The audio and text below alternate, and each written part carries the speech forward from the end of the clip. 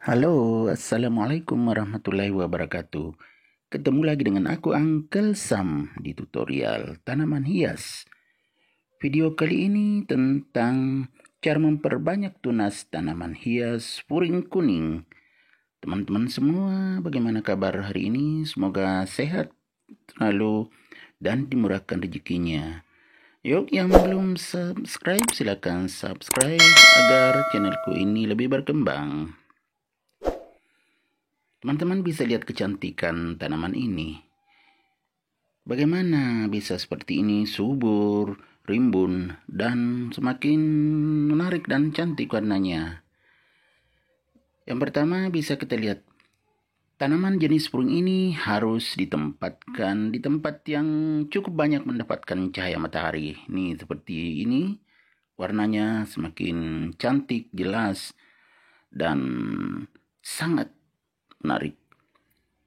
Bisa kita lihat nih, tuh subur banget.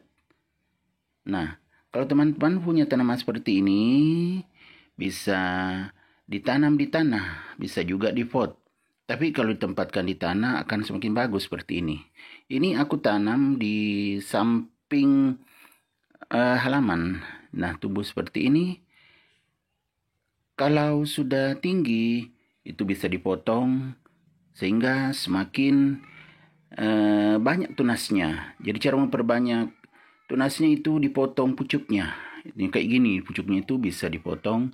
Nanti semakin banyak tunasnya dan semakin rimbun.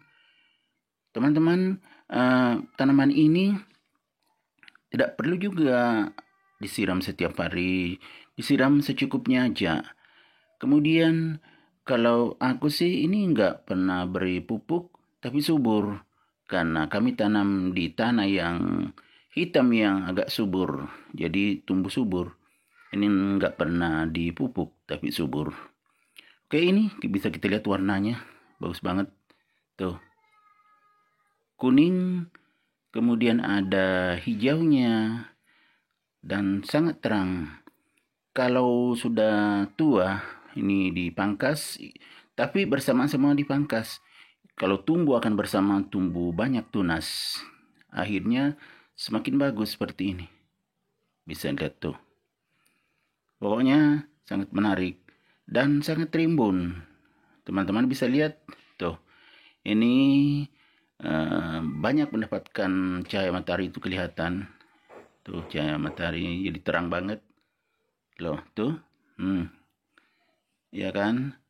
Teman-teman, kalau punya tanaman ini jangan ragu-ragu untuk memangkasnya atau memotongnya kayak gini. Kalau ada bunganya sudah kurang bagus tuh. Ya kan? Di ujungnya ada bunganya.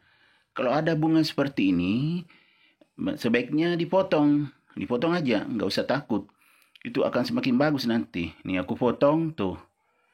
Nah, nanti tumbuh tunas di sampingnya, di bawahnya akan semakin bagus. Dan warnanya juga akan semakin segar kelihatan kalau tunas-tunas baru yang tumbuh. Oke, teman-teman, demikian video aku kali ini. Semoga bermanfaat. Assalamualaikum warahmatullahi wabarakatuh. See you next time. Bye.